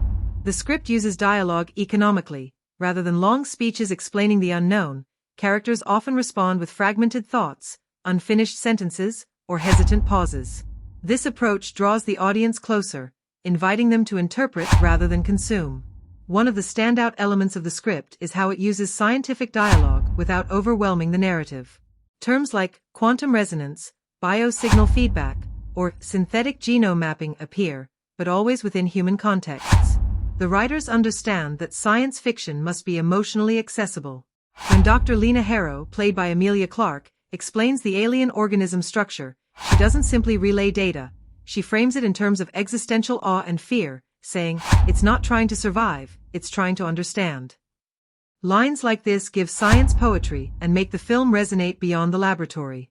The middle section of the screenplay strengthens character dynamics through conversation. The tension between Lena and Commander Reeves, John Boyega, is built entirely on dialogue rhythm. Reeves' clipped, commanding tone contrasts with Lena's analytical precision. Their exchanges often serve dual purposes, conveying information and exposing power struggles. A seemingly routine command, "Seal the containment doors," becomes loaded with moral implication when Lena hesitates, questioning whether they have the right to destroy something that may be intelligent. This tension between control and conscience is reflected in every exchange between them. Subtext becomes particularly vital as paranoia spreads among the crew. Conversations that begin as practical discussions about safety evolve into psychological duels. In one scene, when a crew member asks, "How do we know who's still human?" the line cuts deeper than its literal meaning. It becomes a question about identity, trust, and fear of transformation, core themes of the film. The screenwriters use dialogue here as a mirror to the audience's own uncertainty, forcing them to confront moral ambiguity. Another strength of the script lies in its pacing and structure. Dialogue slows down in quiet moments, allowing introspection, and sharpens during crises. The alternating rhythm gives the film an emotional pulse. In moments of chaos, communication becomes fragmented, characters shout overlapping lines, often incomplete, enhancing realism. In calmer scenes, single sentences stretch into silence, allowing words to breathe. The writers seem deeply aware that silence can carry more power than speech. In a particularly striking sequence, Lena and Reeves watch the alien organism emit light patterns resembling language. Instead of verbal commentary, they exchange glances. Their silence says everything about awe, fear, and the limits of human understanding. This is where the script shows its confidence. It doesn't fear quiet. Emotional depth is another highlight. While Alien Earth 2025, deals with vast cosmic ideas. Its dialogue keeps the story human. When Lena reflects, "We came to study life, but we forgot to live," the line captures her inner transformation. The script uses such lines sparingly, which makes them stand out. The antagonist's dialogue, too, avoids cliché villainy. Dr. Mercer, the corporate representative funding the mission, speaks in calm, persuasive tones, often using language of logic and reason to mask his selfish motives. His lines such as, "Progress demands perspective, yours is too small," embody the arrogance of institutional power without needing to shout it. These verbal battles reveal ideological contrasts more effectively than physical conflict. Not every line is perfect. In a few moments, the script leans too heavily on explanation, particularly in the final act where characters summarize findings that the audience already understands visually. While these moments are minor, they slightly disrupt the immersive realism that the earlier dialogue builds. However, the film compensates through emotionally charged exchanges that land with precision. One of the most memorable late scenes occurs between Lena and the alien entity, communicated through translated fragments. The words "you made us" are chilling and ambiguous, forcing both character and viewer to question the boundaries of creation and responsibility. This brief exchange encapsulates the entire philosophical weight of the story. Structurally, the screenplay is tight, with dialogue used to transition smoothly between scientific mystery, human drama, and philosophical reflection. The conversations are not only informative but also rhythmic. They control pacing, provide emotional relief, and guide tone shifts. Even supporting characters receive lines that define them clearly, whether through humor, fatalism, or quiet resilience. In its best moments, the writing achieves the rare combination of intelligence and emotion, delivering dialogue that feels lived rather than written. Overall, the script of Alien, Earth, 2025, stands out as a thoughtful and layered piece of writing. Its dialogue avoids exposition-heavy pitfalls and instead prioritizes realism, emotion, and theme. Words carry meaning beyond their immediate function. They express identity, fear, and hope. Through its careful blend of silence and speech, the screenplay turns conversations into battlegrounds of belief and introspection. Every exchange adds a thread to the larger tapestry of what the film represents: humanity's attempt to communicate not only with something alien but also with itself. Alien, Earth, 2025, operates within the hybrid zone of sci-fi, horror, and action, blending familiar genre mechanics with thematic experimentation. The film clearly acknowledges its lineage from the Alien franchise but resists being a simple continuation of past formulas. Instead, it reframes the conflict between humanity and the xenomorphs through a more grounded, survivalist lens while still retaining the visceral terror that defines the series.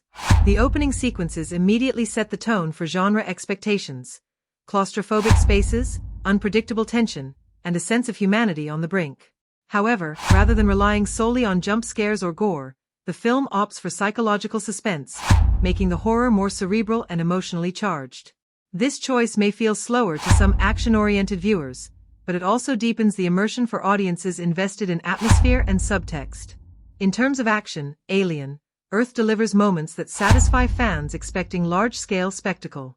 The set pieces are meticulously choreographed, balancing practical effects with CGI in a way that recalls the tactile realism of the original 1979 film while expanding it into new visual territory. The scenes of human resistance fighters battling the evolved xenomorph species show clear nods to military sci-fi tropes popularized by Aliens, 1986, yet they are reimagined through a darker, more tragic tone. The weapons, tactics, and cinematography convey the futility of human aggression against an adaptive alien force, undercutting the power fantasy often seen in action-heavy sequels. This balance between competence and despair is one of the film's most effective ways of modernizing the genre. It retains adrenaline but grounds it in existential fear rather than victory. Horror, however, remains the film's spine. The director leans into the body horror tradition with unnerving detail, not just through creature design but through what the xenomorph represents. The parasitic nature of the alien is reinterpreted as a commentary on humanity's environmental and biological self-destruction. This thematic layer gives the horror an intellectual dimension that distinguishes Alien, Earth from mere survival thrillers. Yet, the film never loses sight of its primal goal: to make the audience feel cornered. Long, quiet corridors, flickering lights, and the rhythmic pulse of sound design ensure that dread builds naturally. Even when the narrative steps into global settings rather than confined ships or colonies, the feeling of isolation remains intact, proving that the essence of the Alien universe can thrive even in a wider world. As a drama, Alien, Earth uses the science fiction framework to explore moral ambiguity and human fragility. The story avoids caricatured heroism, allowing its central figures to act out of fear, guilt, and desperation. This choice aligns with the darker thematic tradition of the franchise, though it risks alienating viewers who prefer clear-cut protagonists. By refusing to glorify human survival, the film reaffirms its horror roots. Survival itself is not triumph but trauma. The tension between personal redemption and species-level failure defines the film's emotional tone. It recalls Ridley Scott's fascination with flawed humanity and Denis Villeneuve's meditative pacing, creating a bridge between classic and contemporary sci-fi storytelling. Genre fans will also notice deliberate subversions of expectations. The film resists the trope of the lone survivor archetype and instead emphasizes fractured communities struggling to coexist. It introduces multiple intersecting storylines that challenge the viewer to piece together the larger implications of human extinction and alien evolution. This narrative fragmentation might frustrate some audiences looking for linear storytelling, but it strengthens the film's identity as a modern sci-fi drama. The absence of a singular point of view allows the theme of collective collapse to emerge, transforming the genre from personal horror into ecological tragedy. Alien, Earth also plays with its own mythology in intriguing ways. Rather than relying on exposition-heavy dialogue or nostalgia, it embeds callbacks to earlier installments within visual cues and thematic parallels. The aesthetic of industrial decay, corporate betrayal, and maternal terror all return but in subdued, reflective forms. The pacing may seem unconventional for an action-horror hybrid, with long silences and sudden eruptions of violence. Yet this rhythm reinforces the unpredictability central to the franchise, fear that lingers between quiet contemplation and explosive chaos. In terms of genre evolution, Alien, Earth represents a deliberate shift from reaction-based horror to introspective dread. It updates the formula not through spectacle but through tone and philosophy. The film understands that true horror lies not only in being hunted by the unknown, but in realizing that the unknown has become a mirror of human flaws. By integrating global politics, genetic experimentation, and environmental decay into its core conflict, the film stretches the sci-fi horror template without breaking it.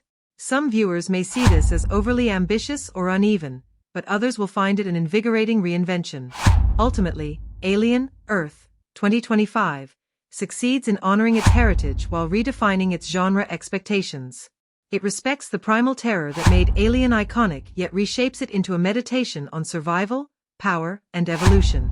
The film is neither purely horror nor purely action. It is an uneasy fusion that challenges both audiences and conventions. For fans seeking innovation within familiarity, it delivers a haunting, genre-bending experience that feels both inevitable and new. Alien, Earth, 2025, carries a deep undercurrent of social and cultural reflection that elevates it beyond a straightforward sci-fi thriller. Beneath the surface-level horror and action, the film becomes a mirror for modern anxieties about technology, survival, environmental decay, and the cost of progress. It does not present these issues in overt, speech-driven ways but embeds them in its world-building, character motivations, and visual storytelling. As the title suggests, the film's focus on Earth rather than outer space grounds its message in contemporary human struggles, transforming the alien threat into an allegory for the systems and ideologies consuming humanity from within. The most prominent social commentary comes through the film's environmental subtext. Earth in this installment is a planet ravaged by pollution, corporate negligence, and irreversible climate change. The re-emergence of the xenomorph species is portrayed as nature's retaliation, an organic force reclaiming dominance over a species that has exhausted its resources. This ecological framing gives the familiar alien mythology a new relevance. The terror of infestation becomes symbolic of environmental collapse, with the aliens representing both consequence and balance. Rather than portraying humanity as innocent victims, the film positions them as architects of their own destruction. This inversion of moral hierarchy resonates strongly in a world where environmental activism and climate fatigue coexist uneasily. Politically, Alien, Earth takes a skeptical stance toward authority, a theme consistent with the franchise but now contextualized through modern distrust of institutions. Governments are depicted as fractured and self-serving, prioritizing containment and control over survival and truth. Corporate interests, particularly those tied to bioengineering and military exploitation, mirror current real-world debates about artificial intelligence, biotechnology, and corporate ethics. The film's portrayal of scientific advancement without accountability feels particularly timely. In one key sequence, a corporate spokesperson justifies weaponizing alien DNA as humanity's only path forward, echoing the rationalizations that accompany modern technological overreach. By framing greed and ambition as evolutionary traits rather than moral failings, the film subtly critiques the normalization of exploitation in the name of progress. Culturally, Alien, Earth delves into themes of displacement, identity, and collective trauma. The fractured human population represents the fragmented state of global society. Refugee camps, underground settlements, and segregated survival zones highlight the widening gap between privilege and desperation. The film's depiction of global collapse is inclusive, showing diverse groups from multiple regions, yet united by shared fear and loss. This diversity is handled with restraint. It avoids tokenism by giving each group a meaningful perspective on survival.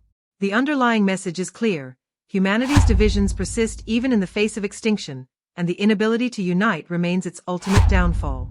Gender and power dynamics also receive careful attention. True to the franchise's legacy of strong female leads, Alien, Earth introduces a protagonist whose strength emerges not from physical dominance but moral endurance and emotional intelligence. The film revisits the maternal horror themes of earlier installments but reframes them for a modern audience. Motherhood and creation are juxtaposed against destruction and scientific hubris, suggesting that the instinct to nurture and the urge to dominate stem from the same primal source. These parallels between creation and corruption serve as quiet commentary on gendered perceptions of control, particularly in scientific and political spaces still defined by masculine authority. On a broader cultural level, Alien, Earth questions humanity's obsession with survival as an absolute good. It challenges the idea that existence without reflection or responsibility is worth preserving. This philosophical layer connects the film to modern existential debates about technology, climate change, and posthumanism. The depiction of humans experimenting with alien DNA to adapt themselves biologically speaks to the modern anxiety surrounding genetic manipulation and transhumanism. The boundary between human and monster becomes increasingly blurred, suggesting that evolution without ethics leads to self-erasure. This moral complexity gives the film a thought-provoking edge. It neither condemns nor glorifies humanity but exposes its contradictions. However, not all commentary lands perfectly. Some critics may argue that the film's political undertones risk oversimplification. The divide between corporate villainy and grassroots resistance, while compelling, sometimes lapses into predictability. The moral symbolism of the aliens as nature's revenge can also feel heavy-handed, particularly in scenes where the dialogue spells out the environmental message too clearly. Still, even when it leans toward didacticism, the sincerity of its critique grounds the film emotionally. Its visual storytelling often conveys more nuance than its script, particularly in quiet moments showing human survivors navigating ruined cities overtaken by alien flora. Imagery that wordlessly suggests the planet reclaiming itself. The cultural reception of Alien, Earth will likely hinge on how audiences interpret this balance between message and entertainment. For some, its social relevance will deepen the horror, making it feel prophetic and emotionally charged. For others, it might feel too reflective or politically heavy for a franchise rooted in visceral fear. Yet, by engaging with these modern anxieties, ecological disaster, corporate corruption, and the erosion of human identity, the film earns its place as a serious work of speculative cinema. Ultimately, Alien, Earth, 2025, stands as both a warning and a reflection. It speaks to the dangers of progress without conscience and the cost of ignoring collective responsibility. Its social and cultural commentary gives the xenomorph mythology new life, transforming the familiar monster into a mirror of humanity's own evolution gone astray. Whether read as environmental parable, political allegory, or existential reflection, the film captures the mood of a world grappling with its own fragility, one where survival is no longer triumph but a haunting question of what it means to remain human. Alien, Earth, 2025, is designed not just to thrill but to provoke emotional and intellectual engagement long after the credits roll. From its opening sequence to its haunting conclusion, the film balances visceral tension with psychological weight, crafting moments that resonate deeply with viewers. The audience's engagement emerges from a mix of fear, awe, empathy, and reflection, each scene layered with meaning and precision. It is not simply a continuation of the Alien franchise but a cinematic experience that rewards attention, invites analysis, and sparks conversation among fans and casual viewers alike.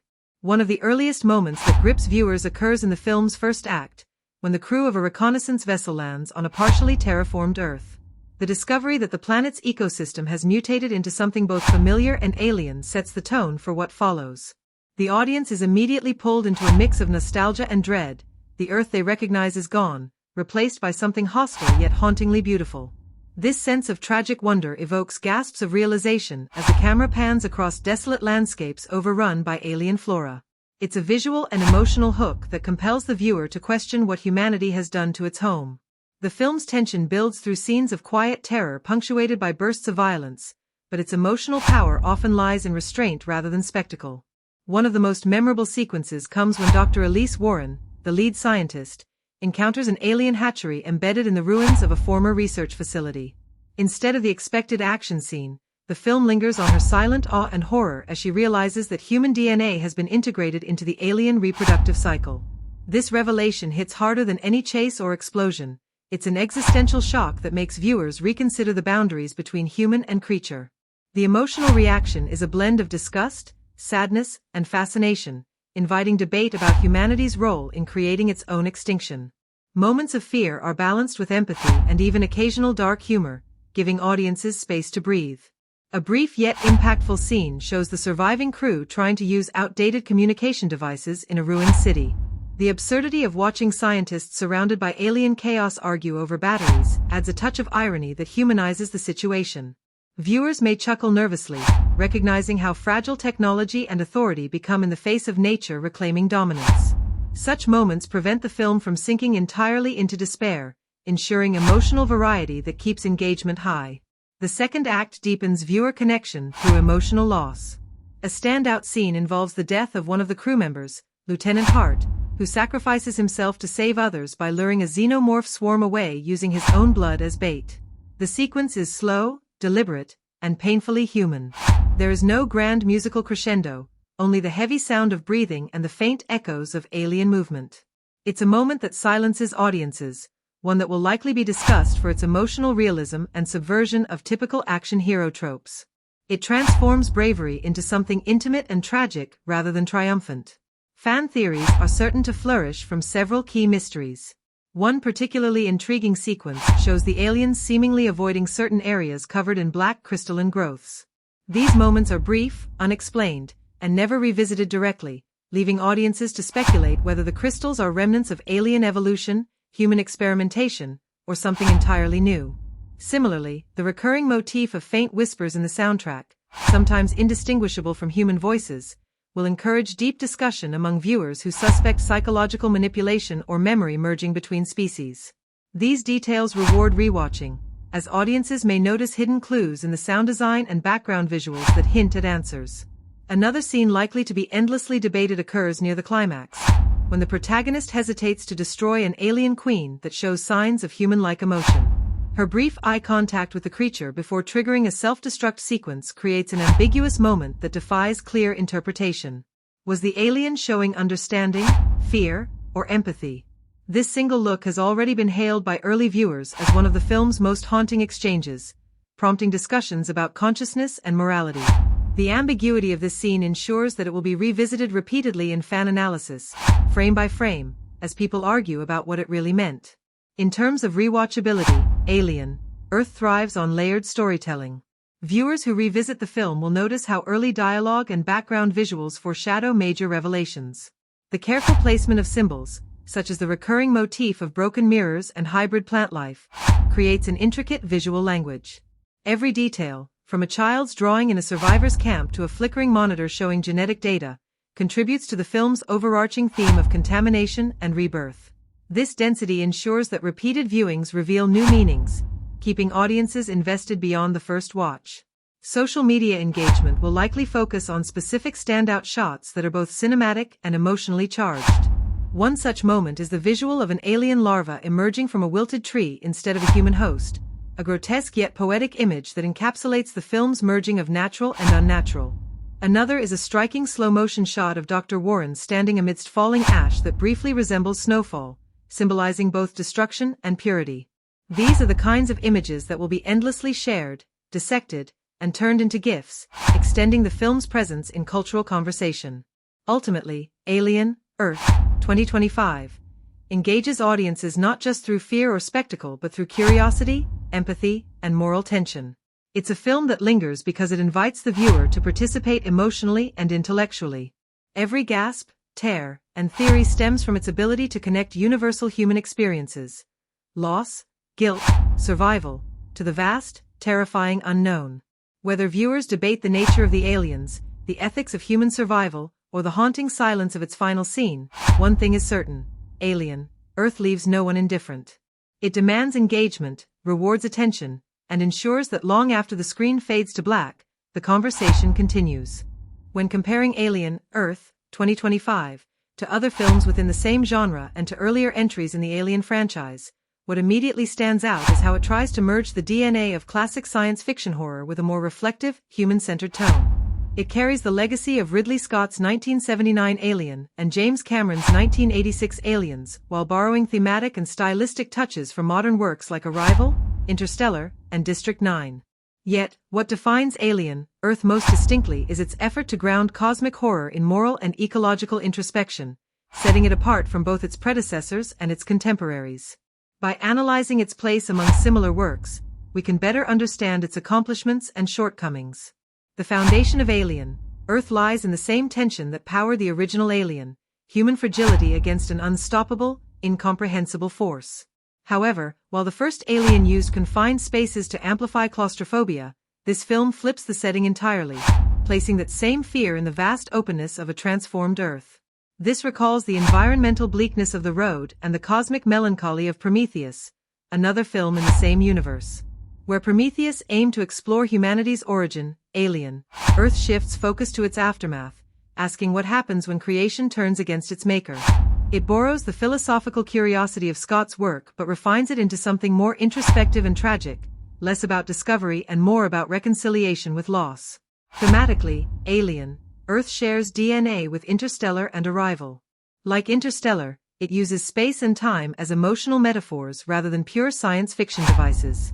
The story's treatment of communication between species and its contemplation of survival at moral cost also parallel Arrival, where understanding rather than annihilation is at the core of conflict. However, Alien, Earth differs by maintaining the visceral terror of body horror and the predatory nature of its aliens. It doesn't sacrifice fear for philosophy. Instead, it layers one atop the other. That balancing act allows the film to stand somewhere between high-concept science fiction and primal horror, a combination that few films since the original Alien have achieved successfully. When measured against other modern sci-fi horror films like Annihilation and Under the Skin, Alien, Earth holds its own in terms of visual ambition and psychological complexity. It shares Annihilation's fascination with mutation and the blurred boundaries between human and alien. Both films use transformation as metaphor: Annihilation for self-destruction and rebirth, Alien, Earth for guilt and contamination. Yet, Alien, Earth leans more toward narrative clarity, choosing a linear path where Annihilation embraced abstraction. This makes it more accessible to general audiences, but arguably less mysterious. Some may find that the film explains too much, removing the sense of lingering ambiguity that made Annihilation or Under the Skin linger in viewers' minds long after the credits. In terms of structure and pacing, Alien, Earth takes cues from Cameron's Aliens. Both use ensemble casts and military frameworks to explore fear, loyalty, and survival under siege. But where Cameron's film emphasized adrenaline and teamwork, Alien, Earth slows things down, letting moral doubt and quiet dread take center stage. The result is less a combat-driven story and more a psychological survival tale. Its restraint might frustrate those expecting constant action, but it rewards those drawn to mood and subtext. This divergence makes it closer in spirit to Denis Villeneuve's Dune than to a typical Alien sequel. Visually, Alien, Earth also shares similarities with Blade Runner 2049 in its color palette and sense of ruined beauty. The cinematography's use of dim earth tones and diffused light echoes Villeneuve's apocalyptic futurism, but its depiction of alien landscapes growing over human ruins adds a distinct organic texture. It feels less manufactured and more biological, as though Earth itself is digesting humanity's remnants. This aesthetic choice separates it from sterile depictions of sci-fi worlds in films like Oblivion or Elysium. Instead of sleek futurism, Alien, Earth embraces decay, merging the mechanical and the natural in a haunting equilibrium. The film's character-driven approach can also be compared to Gravity, where survival is not just physical but emotional. Like Sandra Bullock's Dr. Ryan Stone, Dr. Elise Warren's journey in Alien, Earth is one of endurance and rebirth. However, where gravity's arc ends in cathartic triumph, Alien, Earth ends in ambiguity and acceptance. This difference underscores the franchise's darker tone and philosophical roots. The film doesn't aim to inspire, it aims to unsettle and provoke thought about humanity's insignificance in the face of evolution. In terms of directorial execution, the film borrows the patience and atmospheric precision of Ridley Scott but introduces moments of experimental visual storytelling reminiscent of Alex Garland's work. Long silences, distorted sound design, and dreamlike montage sequences suggest influences from arthouse cinema, distinguishing Alien, Earth from traditional blockbuster rhythm. Yet, this same quality may alienate some audiences accustomed to fast pacing. It's a film that invites thought, not just reaction, a quality rare in franchise continuations. Where Alien, Earth falters slightly is in its attempt to outdo its predecessors in emotional gravitas. The film sometimes over-explains its symbolism, spelling out themes of environmental decay and human hubris rather than letting them emerge naturally through imagery. This makes it less subtle than Alien or even Covenant, where visual storytelling carried the weight of meaning. Still, its willingness to engage with these themes sincerely places it above many modern science fiction efforts that rely solely on spectacle. In the broader cinematic conversation, Alien, Earth stands as both homage and evolution.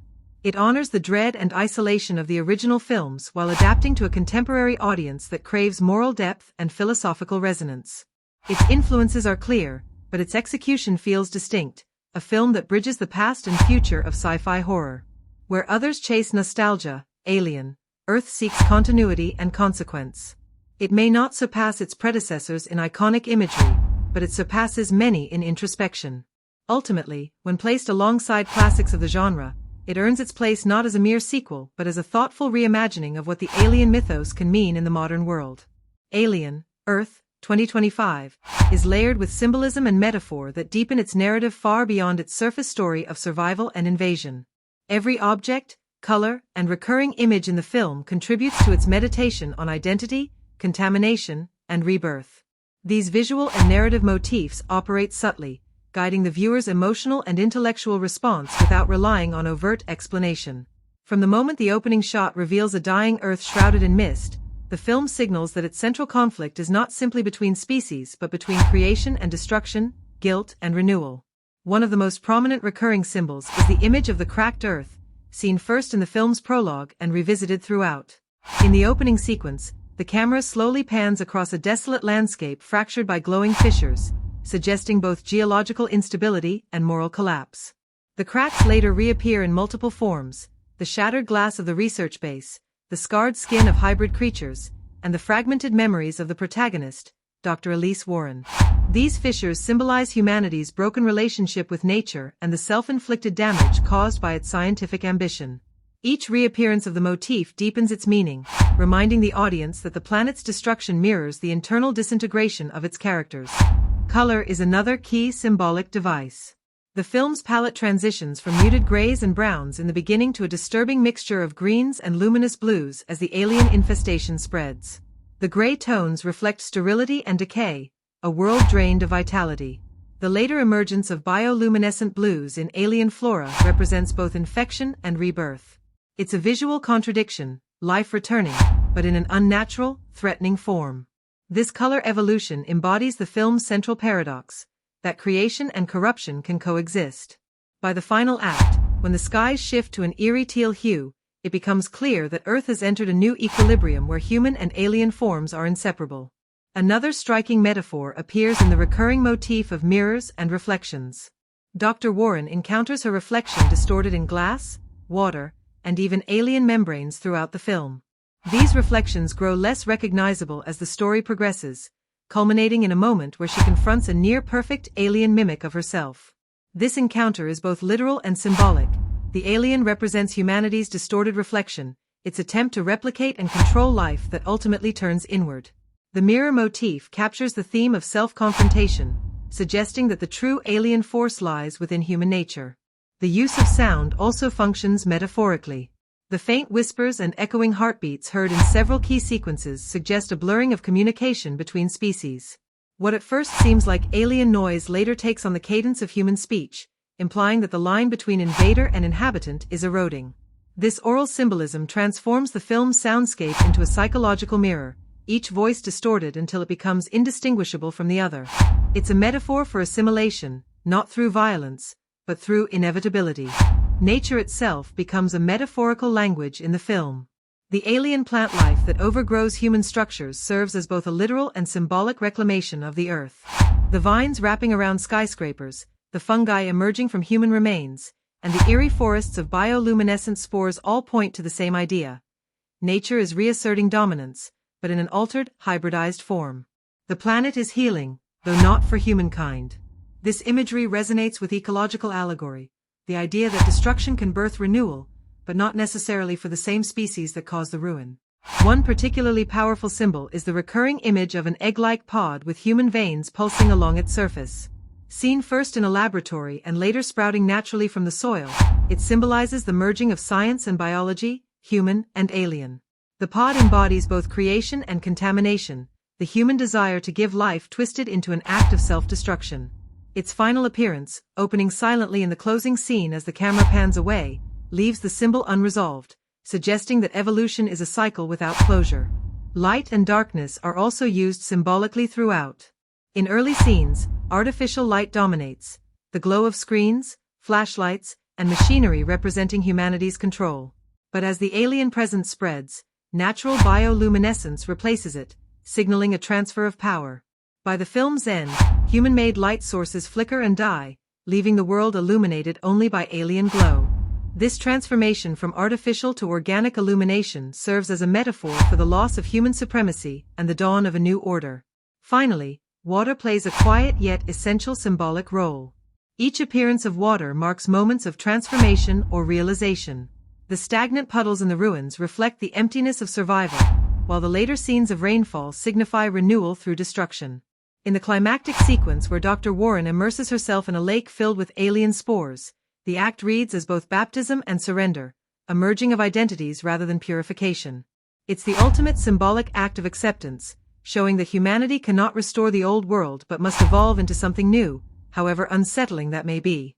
Through these visual and narrative metaphors, cracked earth, reflective surfaces, evolving color, organic light, and hybrid nature, Alien, Earth, 2025, transforms its science fiction horror premise into a meditation on transformation and accountability.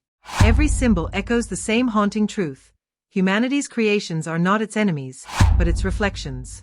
In the end, the film's imagery suggests that survival is not about dominance, but adaptation, and that the alien is not something to destroy, but something we have already become. Alien, Earth, 2025, holds a distinctive position within the larger legacy of science fiction and alien-themed cinema, particularly if seen as part of the broader alien narrative universe.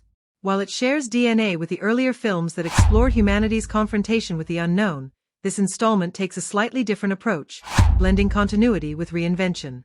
Fans familiar with the franchise will immediately notice the echoes of classic moments, the eerie sense of isolation, the cold design of space environments, and the quiet tension before chaos erupts. Yet the film does not merely recycle old material. Instead, it uses the foundation of its predecessors to explore a more reflective angle on humanity's role in the universe and the fragile balance between curiosity and survival. For longtime followers, there are numerous callbacks that reward attention. Subtle sound cues, visual compositions, and even brief mentions of past expeditions connect this story to the larger alien mythos without over-reliance on nostalgia. Rather than focusing on a single creature or isolated encounter, Alien, Earth shifts the threat closer to home, suggesting that what humanity has brought back from space, or perhaps awakened, has irreversible consequences. This shift in perspective creates a bridge between the earlier tales of deep space horror and a modern earthbound narrative that feels both new and familiar. It's a way of expanding the universe while grounding it in human emotion and societal reflection. The film's timeline placement is handled with care, offering just enough clues for fans to place it in relation to other installments. It acknowledges the existence of previous missions and discoveries, yet avoids heavy exposition. This allows new viewers to enjoy it as a standalone story, while longtime fans can recognize the layers beneath. The approach mirrors how recent reboots in cinema have revived classic franchises, honoring the roots but building new mythologies for a contemporary audience. In this case, Alien, Earth seems to stand as both a sequel and a soft relaunch, reconnecting the tension of survival with the moral implications of human advancement. For audiences who view it as a historical metaphor, the film can also be read through a different lens. Its treatment of discovery, contamination, and control mirrors the real-world history of exploration and colonization. The creatures or entities might symbolize the unintended consequences of human expansion, technological ambition, or ecological neglect. Just as historical dramas take creative liberties to emphasize emotional truths, Alien, Earth dramatizes the cost of human progress in the face of forces it cannot fully understand or contain. While the story clearly takes place in a speculative future, its tone often feels rooted in the past, evoking the paranoia and existential dread that defined early Cold War-era science fiction. The parallels to environmental crises and ethical dilemmas in science are clear but not forced. The narrative implies that humanity's downfall comes not from what it discovers, but from its inability to take responsibility for that discovery. This underlying theme connects the fictional context of the film to the broader cultural moment in which it was created, giving it a resonance that extends beyond its runtime. Easter eggs scattered throughout the film serve as small rewards for observant fans. A familiar insignia on a uniform, a passing mention of a long-forgotten research ship, or even the design of the alien artifacts, all subtly tie the story to previous chapters without overwhelming new viewers. These details demonstrate the filmmaker's respect for the franchise's continuity while keeping the focus on fresh storytelling. If one considers Alien, Earth as a historical dramatization rather than pure science fiction, its accuracy lies not in factual events but in emotional truth.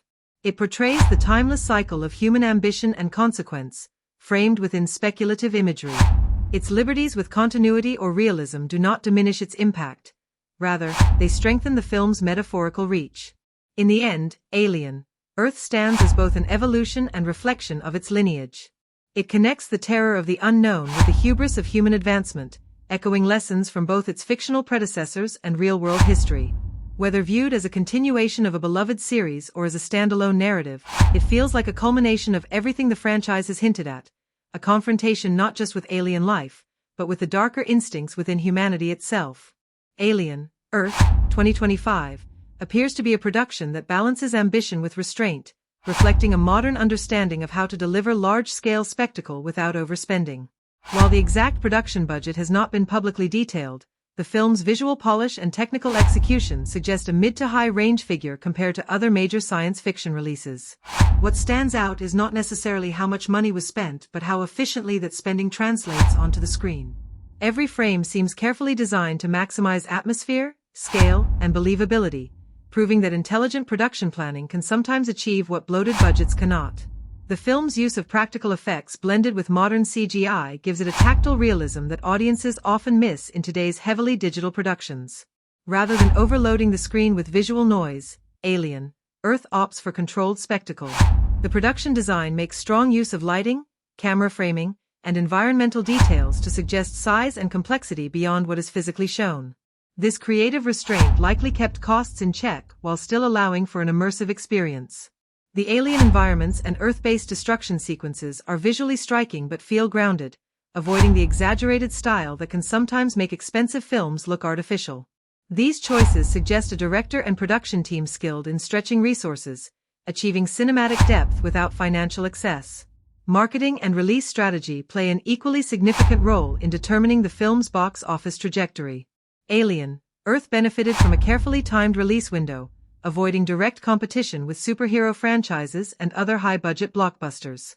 Its marketing campaign leaned into mystery rather than overexposure, teasing the film's tone and central conflict without giving away major plot points. This strategy built intrigue and positioned the film as both a science fiction event and a cerebral experience, appealing to fans of spectacle and thoughtful storytelling alike. Word of mouth was also a central component, with early screenings and critical discussions driving attention from audiences who value originality within familiar franchises. The box office performance of a film like Alien, Earth cannot be measured solely by its opening weekend. While initial figures are important for setting the tone, long-term success often depends on repeat viewing, international appeal, and digital performance. Given its balance of character-driven narrative and large-scale visuals, Alien, Earth likely found solid footing with both general audiences and dedicated science fiction fans. Its appeal in international markets, particularly in regions where science fiction performs well, would help sustain revenue beyond its domestic run. Another indicator of financial success lies in how the film's production value compares to its cost. If Alien, Earth indeed operated with a moderate budget while delivering the scope and visual richness of a blockbuster, it will be considered a financial win even without record-breaking numbers. Studios increasingly view films that achieve profitability without relying on extravagant spending as valuable models for sustainability in the modern market. The streaming and post-theatrical potential also factor heavily into its financial picture. Given the rise of digital distribution, films with strong replay value and rich visual details tend to perform well on streaming platforms. Alien, Earth's layered story, symbolic imagery, and atmospheric design make it likely to attract rewatch audiences who discover new details on each viewing. This longevity ensures a consistent stream of digital revenue and solidifies its value as part of a long-term intellectual property investment. In the end, Alien, Earth demonstrates that success in modern filmmaking is no longer about outspending competitors but about outsmarting them. Its production choices suggest precision and intention rather than indulgence. Every dollar seems to have been placed where it matters most, on design, mood, and storytelling. Whether or not it reaches blockbuster status in numbers, its ability to deliver scale, emotional impact, and visual excellence within its budget marks it as a financial and creative success. It stands as proof that intelligence and vision can rival sheer expenditure when bringing science fiction to life on screen. Alien, Earth, 2025, is the kind of film that rewards audiences no matter how they choose to watch it, but certain formats undoubtedly heighten its impact. For viewers who value scale, sound, and immersion, seeing it in a theater is the most powerful option. The film's visuals are built for wide framing and depth, capturing sprawling alien landscapes, intricate spacecraft interiors, and tension-filled close-ups that benefit from the size and clarity of a cinema screen. The sound design, especially in sequences involving alien communication and environmental destruction, surrounds the audience in a way that simply cannot be replicated at home. In a theater setting, every vibration, echo, and silence carries weight, pulling the viewer into the film's unsettling world. Watching Alien, Earth on a large screen also gives proper justice to its cinematography. The contrasts between the alien planet and Earth's devastated future are presented with striking visual texture, and the play of light across each environment conveys emotional tone as much as plot. The movie was designed with cinematic rhythm, meaning the pacing, transitions, and composition all rely on uninterrupted attention. The theater provides that environment, dark, focused, and free of distractions. For those who enjoy being fully enveloped by a film's atmosphere, the big screen experience offers a rare kind of intensity where every detail feels deliberate and every sound reverberates with meaning. However, Alien, Earth also lends itself well to home viewing, particularly for audiences who prefer contemplation and detail over spectacle. When viewed in a quiet room with a high-quality display and good headphones or speakers, the film's subtler qualities become more pronounced. The dialogue, background score, and layered sound effects can be appreciated in greater detail without the competing volume of a cinema. The slower, character-driven segments gain emotional clarity in a home setting, where one can pause, reflect, and even revisit certain scenes to catch small hints or symbolic gestures. The film's narrative complexity makes it suitable for multiple viewings, each revealing new layers of meaning. Home viewing also gives audiences control over pace, letting them absorb its visual storytelling without the urgency of a theater experience. Some viewers might find that Alien, Earth resonates more when watched alone or in a small group, allowing space for interpretation and conversation immediately after viewing. The film's quieter moments and moral ambiguity invite discussion, and that sense of reflection is often better nurtured in a personal setting. In contrast, watching it in a crowd can amplify collective reactions, gasps, silence, or even awe during key moments, but may reduce the introspection that the film's themes encourage. The choice of how to watch ultimately depends on what the viewer values most. If spectacle, sound, and immersion matter, theaters offer the most authentic form of the director's vision. If introspection, analysis, and comfort take priority, a focused home viewing session might be ideal. Either way, the film maintains its integrity because it was crafted with both formats in mind. The balance between visual grandeur and narrative subtlety ensures that even on smaller screens, the story retains its emotional and philosophical depth. In essence, Alien, Earth is not just a movie meant to be watched but an experience meant to be felt. Whether through the overwhelming scale of the theater or the intimate quiet of a home environment, it invites full attention and emotional openness. Viewers who seek immersion will find awe in its visual world, while those who seek meaning will find depth in its silence and dialogue. The key is to approach it with focus and patience, allowing its rhythms to unfold naturally. Alien, Earth rewards whichever setting is chosen, as long as the viewer is willing to engage completely with the experience it offers. If you enjoyed this video and would like us to provide reviews of every kind of movie, please remember to like, comment, share, and subscribe to our channel. Have a great day, and we'll see you in the next video. Goodbye.